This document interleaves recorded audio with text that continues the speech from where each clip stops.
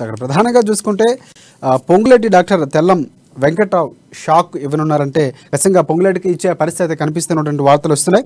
Ponguleti అనుచరుడుగా Bhadrachalam ticket ఆశించినటువంటి Tellam Venkatrao ticket రావడం కష్టంగా మారడంతో మళ్ళీ సొంత కోటికి వెళ్లే యోచనలో వెంకట్రావు ఉన్నటువంటి పరిస్థితి కనిపిస్తుంది. ఎన్నికలు బీఆర్ఎస్ అభ్యర్థిగా పోటీలో నిలిచే అవకాశాలు మాత్రం ఉన్నటువంటి పరిస్థితి కనిపిస్తుంది. మళ్ళీ సొంత కోటికి వెళ్తారా, అదే పార్టీలో కొనసాగే అవకాశం ఉందా, లేకపోతే పొంగులేటి ఏమైనా బుజ్జగించే ప్రయత్నం చేస్తున్నారు? దీనిపై పూర్తి అప్డేట్స్ ఏంటి చెప్పండి నవీన్. Thank you Rajasekhar. ఏదైతే అంటే బీఆర్ఎస్ పార్టీ భద్రాచల నియోజకవర్గ ఇన్ఛార్జ్ గా ఉన్నటువంటి తెల్లం వెంకట్రావు ఏదైతే గత జనవరి నుంచి అధికార బీఆర్ఎస్ పార్టీకి వ్యతిరేక గళాన్ని వినిపించినటువంటి మాజీ ఎంపీ పొంగులేటి శ్రీనివాసరెడ్డి ముఖ్య అనుచరుడుగా అయితే జిల్లాలో కొనసాగిన పరిస్థితి కూడా ఉంది. అయితే జనవరి నుంచి కూడా అధికార బీఆర్ఎస్ పార్టీకి వ్యతిరేక గళం వినిపిస్తూ వచ్చినటువంటి పొంగులేటి శ్రీనివాసరెడ్డి గత నెల క్రితం అయితే ఈ కాంగ్రెస్ పార్టీలో చేరిన నేపథ్యంలో ఆయనతో పాటే ఆయన అనుచరుడుగా ఉన్నటువంటి తెల్లం వెంకట్రావు ఈ యొక్క కాంగ్రెస్ పార్టీ తీర్థం పుచ్చుకున్నట్లుగా కూడా మనం చూడొచ్చు. కానీ తదనంతరం ఏమైందంటే అక్కడ నుంచి ఏదైతే పొంగులేటి శ్రీనివాసరెడ్డి పెట్టిన ఆత్మీయ సమ్మేళనంలో భద్రాచలం నుంచి పొంగులేటి శ్రీనివాసరెడ్డి అభ్యర్థిగా తెల్లం వెంకట్రావుని ప్రకటించిన పరిస్థితి కూడా ఉంది. అయితే అనంతరం భద్రాచలం ఎమ్మెల్యేగా ఇప్పుడైతే పోదెం వీరయ్య అంటే భద్రాద్రి జిల్లా అధ్యక్షుడుగా ఉన్నటువంటి పోదెం వీరయ్య కొనసాగుతున్న నేపథ్యంలో అక్కడ భద్రాచలం టికెట్ అయితే ఈ యొక్క తెల్లం వెంకట్రావుకి వచ్చే పరిస్థితి లేదని అంటే వచ్చే పరిస్థితి అవకాశాలు అయితే చాలా తక్కువగా ఉన్నాయని కూడా చెప్పొచ్చు. అయితే పొంగులేటి శ్రీనివాసరెడ్డి కూడా అనేక మార్లు మాట్లాడుతూ ఏదైతే అంటే 10 నియోజకవర్గాల్లో కూడా ఆయన అనుచరులను నిలబెడతామని చెప్పినటువంటి పొంగులేటి శ్రీనివాసరెడ్డి అనంతరం ఏదైతే గెలిచే అవకాశాలు ఉన్నట్టు సర్వేలో వచ్చిన నేపథ్యంలోనే అక్కడ వారికి సీట్లు అయితే కేటాయిస్తామైతే పొంగులేటి శ్రీనివాసరెడ్డి అనేక మార్లు చెప్పినట్లుగా కూడా మనం చూడొచ్చు. అయితే ఈ నేపథ్యంలో భద్రాచలం నియోజకవర్గం నుంచి కాంగ్రెస్ పార్టీ టికెట్ అయితే తెల్లం వెంకట్రావుకి అయితే వచ్చే పరిస్థితి దాదాపుగా లేనట్లే అంటే మూసుకుపోయిన నేపథ్యంలో తెల్లం వెంకట్రావు మరలా ఇప్పుడు ఏదైతే ఆయన సొంత గూటికి అధికార బీఆర్ఎస్ పార్టీ నుంచి వెళ్లే ఆలోచన చేస్తున్నట్లుగా కూడా మనకు తెలుస్తుంది. అనేక మాధ్యమాల్లో కూడా అంటే తెల్లం వెంకట్రావు మాట్లాడుతూ ఒకవేళ అధికార బీఆర్ఎస్ పార్టీ నుంచి పిలుపు వస్తే మాత్రం ఖచ్చితంగా అంటే అధికార బీఆర్ఎస్ పార్టీ నుంచి భద్రాచలం నియోజకవర్గ అభ్యర్థిగా అయితే పోటీ చేస్తారని చెప్పిన పరిస్థితి కూడా ఉంది. అయితే మనం గత 2 రోజుల క్రితం అమ్మా న్యూస్ లో కూడా ప్రసారమైన నేపథ్యంలో ఏదైతే భద్రాచలంలో అధికార బీఆర్ఎస్ పార్టీకి అభ్యర్థి కరువు అని ఒక వార్త కూడా వచ్చినట్లుగా కూడా మనం చూడొచ్చు. ఈ నేపథ్యంలో 2 రోజులలోనే ఇక్కడ అధికార బీఆర్ఎస్ పార్టీ నుంచి తెల్లం వెంకట్రావుని మరలా ఆ పార్టీలోకి ఆహ్వానించిన అధికార అధిష్టానం అయితే ఆహ్వానించినట్లు కూడా మనం చూడొచ్చు.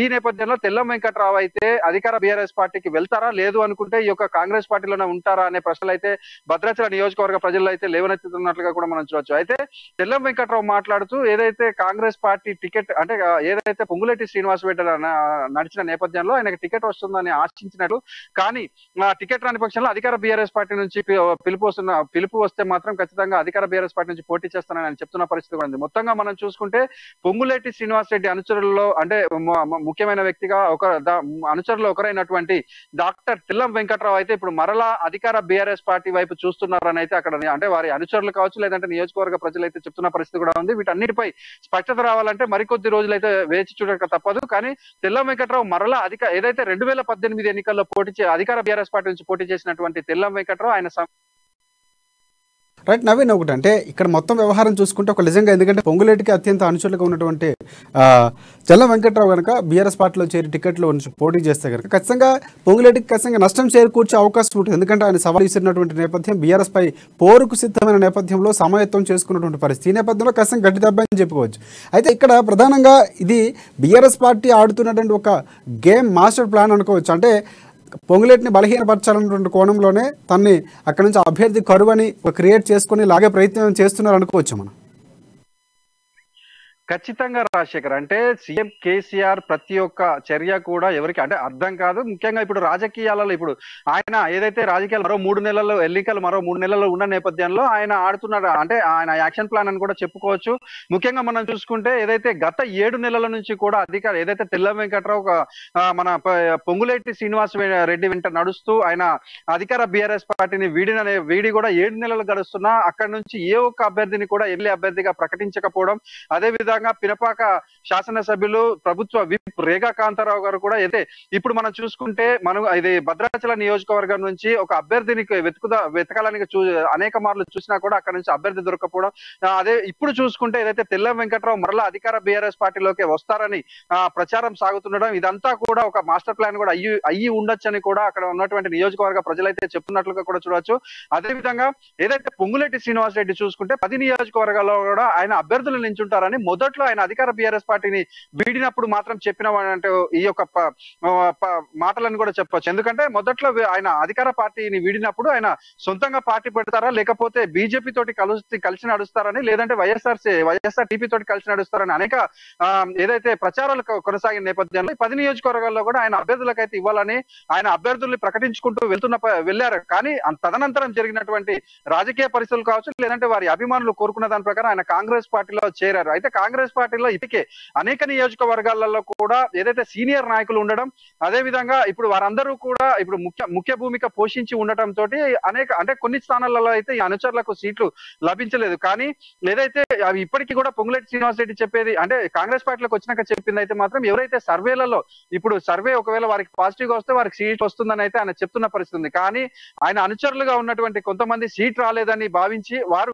మరలా కూడా అంటే ఇటు బీఆర్ఎస్ కావచ్చు లేదంటే బీజేపీ కావచ్చు వీటి అంటే వెళ్తారని కూడా సమాచారం. అయితే ఇప్పుడు శ్రీనివాస్ రెడ్డి తరపున చూసుకుంటే ఏదైతే కాంగ్రెస్ పార్టీలోకి జాయిన్ కాకముందు చెప్పినటువంటి వర్డ్స్ గా అయితే వీరందరూ అంటే పొంగులేటి అభిమానులు అయితే తీసుకుంటున్న పరిస్థితి కూడా ఉంది రాజశేఖర్.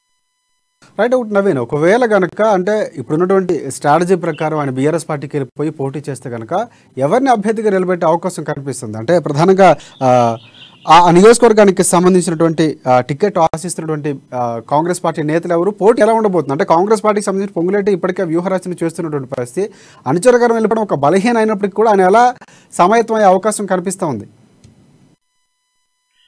ఇప్పుడు మనం భద్రాచలం నియోజకవర్గానికి తీసుకుంటే ఏదైతే ఇప్పుడు జిల్లా అధ్యక్షుడిగా ఉన్నటువంటి పోదెం వీరయ్య భద్రాచలం నుంచి ఎమ్మెల్యేగా అయితే కొనసాగుతున్నారు. ఆయన అంతకు ముందు పోటీ చేసింది అంటే ములుగు జిల్లా నుంచి పోటీ చేసి కూడా 2018 ఎన్నికల్లో